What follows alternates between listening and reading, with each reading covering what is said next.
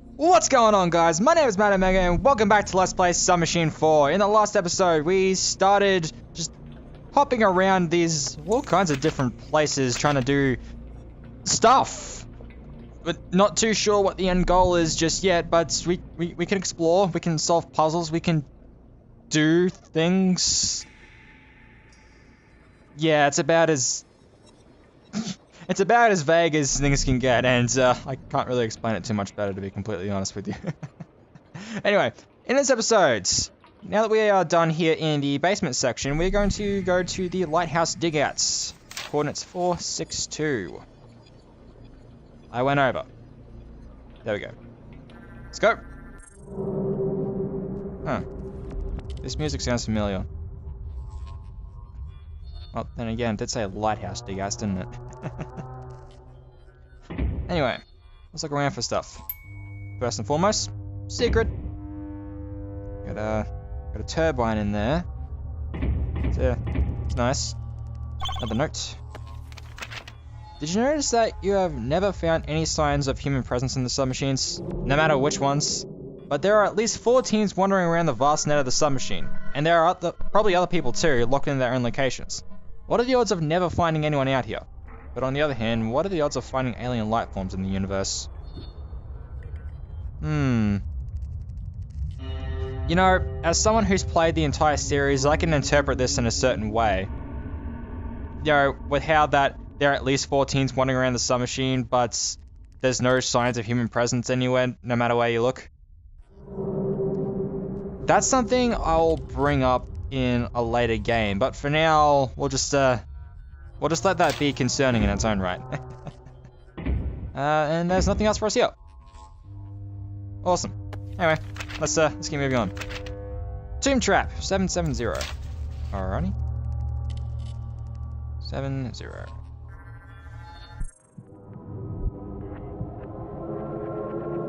Well, this was a crapshoot. No clues, no clues. Wait, what was I doing here? Good question! I'm leaving. Wait. First things first, we got a circle, square, and triangle here. Keep that in mind. Anyway, we got one more set of coordinates on this list of ours. 800. Oh, sounds easy. Let's go. It's dark. Thank God we have fire. Oh! Hello? How you doing? Anyway. Looks like someone tried to blow that thing up. There's a note. It has blood on it. Oh dear. Crew expendable. Where did I hear that? Did that come from the company or someone even higher? Never mind. In the meantime, we tried almost every possible way of unlocking that damn ladder. This lock just won't open. The last attempt is to blow it up. Well, it looks like I was right. I never said it was a good thing. We're setting up wires right now, and if we're lucky, some of us will survive and finally see what's on the upper deck of the ship. However, I'm going to write just another note just after the explosion, if we'll still be alive, that is. Well, unfortunately, I only see one note here. So, yeah. Well, but, how do we get that thing open? Well, if you look over this way, you have a bell. Yeah, I didn't think so. But we got this panel here, and we still have a screwdriver. Oh, wow.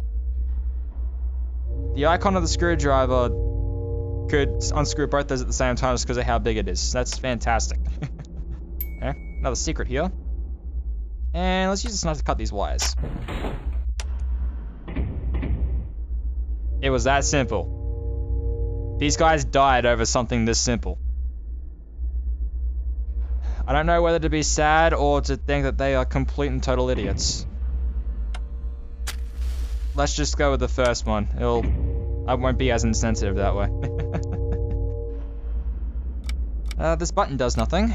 We go up here. Ah, it looks like somewhere for a turbine.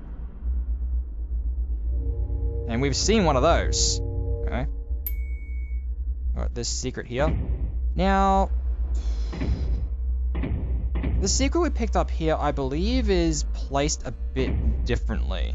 There are 3 secrets on this ship, both in this HD version and the standard definition version online. That one I don't recall being there. I'm sure Sakia will correct me if I'm wrong about that, but if I'm right about it, could you tell us where the secret was actually located in the online version? Alright, awesome, thank you. Anyway, now, we saw a turbine back in the Lighthouse digouts, so let's go back to 462. Alrighty. But it's locked up by a padlock. We know what to do with padlocks. Really? Alright. Well, where else is there for us to go?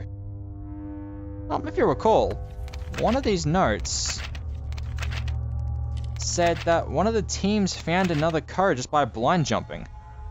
There we are, 551. So, let's check that out.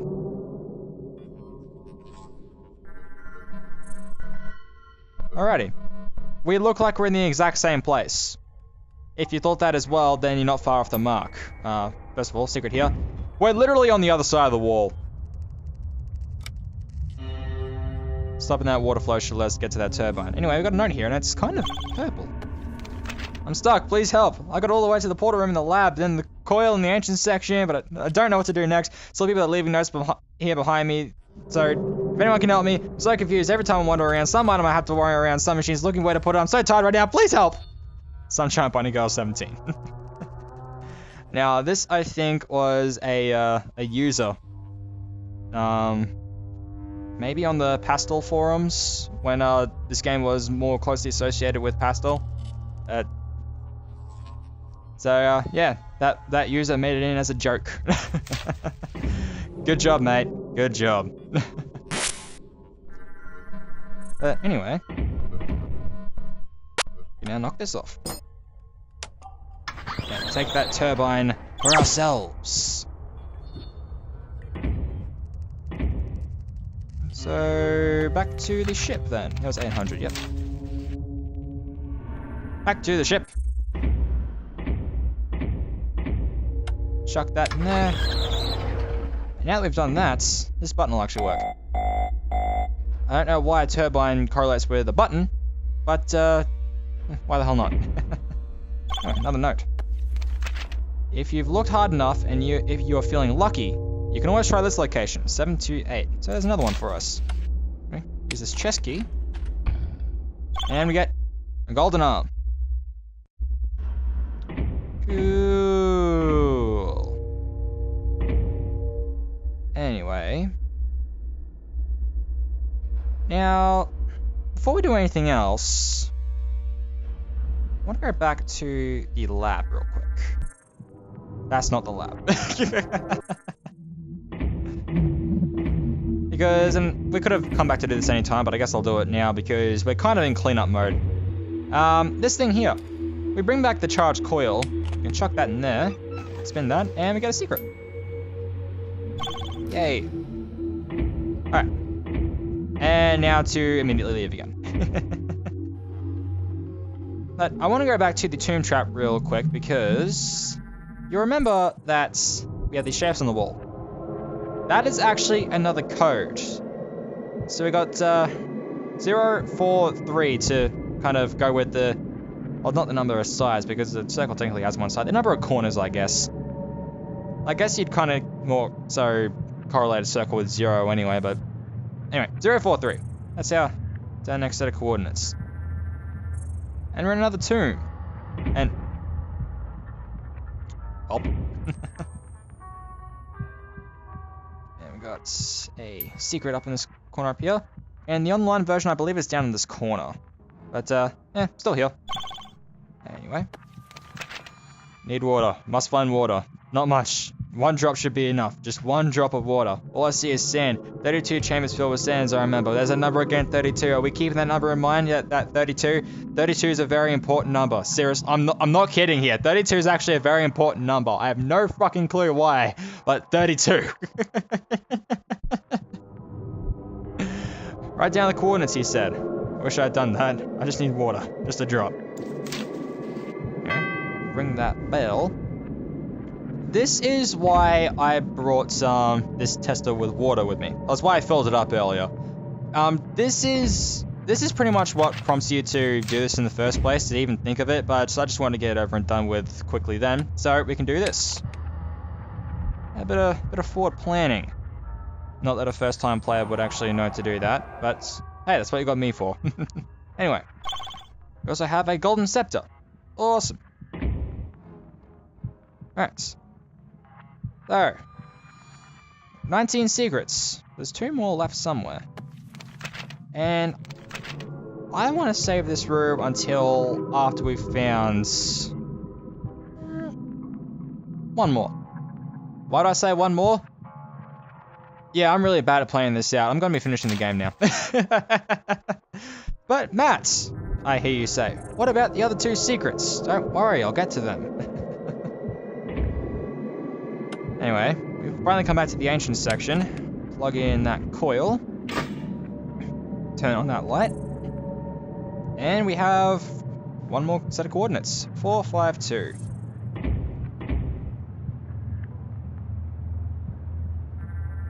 And all along, that was the set of coordinates we needed to take us to the end. Now, this will probably make a bit more sense if I came here directly after finding the coil in the first place. Or maybe not. Probably doesn't, actually. But there's a statue here and he's missing an arm. Luckily, we have that arm. We also have another scepter. There we go. Well then.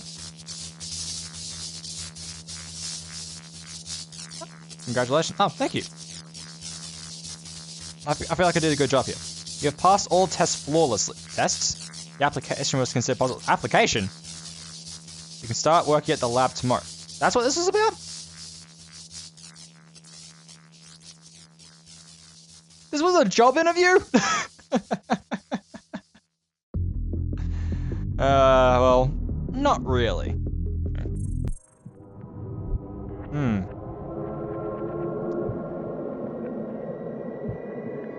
Yeah, that's strange. Okay, I must be getting things mixed up in my head, because in the original version, right after this, you'd be taken to another location. It's just this completely white room. That actually had another secret there for you, and like an actual exit back to the main menu. Which means I missed a secret somewhere.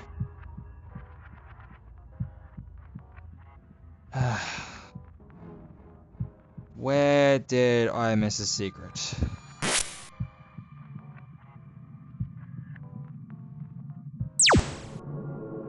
Oh!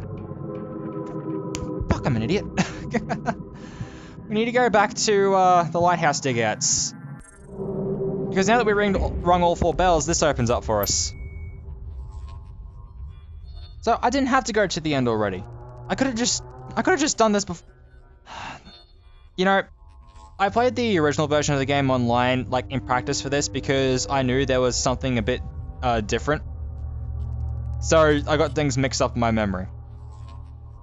What exactly I mean about some things that were different, I'll show right now. 728. Alright, and we're in another place. And here is our last secret. This would have... well, I guess it depends on whether or not you came here before finishing the game proper, but basically what I'm trying to say is there are 21 secrets. In the original version, it was the same count out of 21, but there are actually 22. You could actually get 22 out of 21 secrets in the original version of the game. And the reason I played the online version before this is because I wanted to keep in mind where that extra secret was. Because I completely forgot that the ending area from the original isn't in this game. Which is where you find the 22nd secret. Which I guess I could show off at the end. But let's do this first. Anyway. Let's load up all our secrets into this thing. Alrighty. Roof shingles. This is a view from my window. I knew that I'd use it in a game one day because it was quite inspiring. A view from your window was inspiring. Okay. So the idea of the rooftops emerged from this almost instantly when I thought of the sub 3 ending sequence. stating that you would arrive at the lab or somewhere nearby. On the roof. Where else? Huh. That's nice. It's a nice roof. Lovely roof. Alright. We got a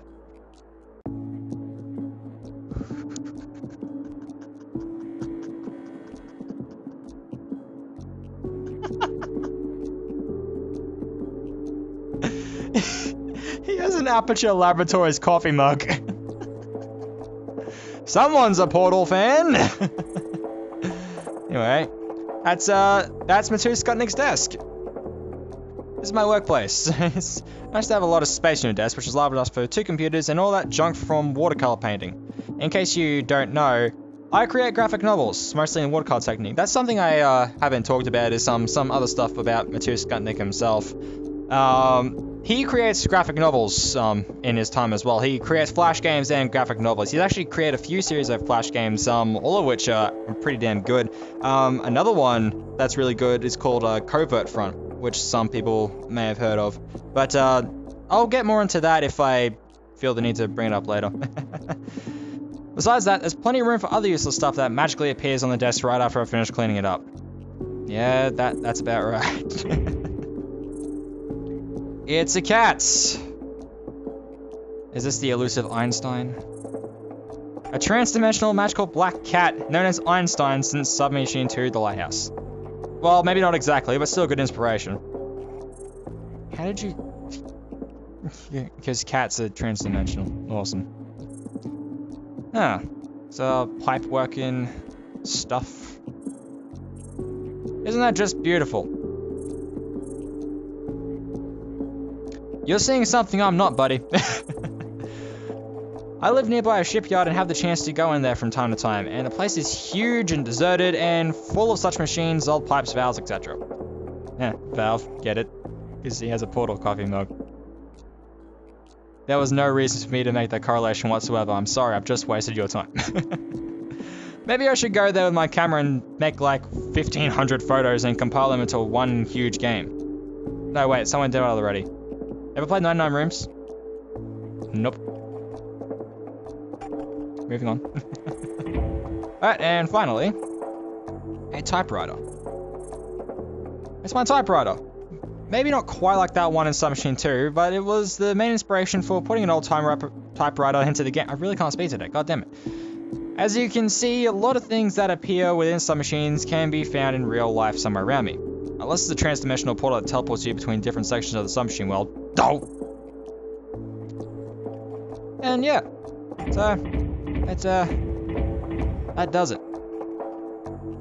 I wonder if going back to the ending area will do anything, like taking back to the title screen or something. No?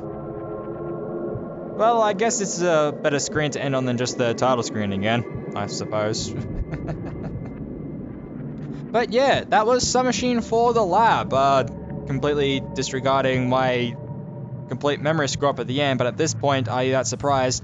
No, you're not. Sakuya, shut up. I get it.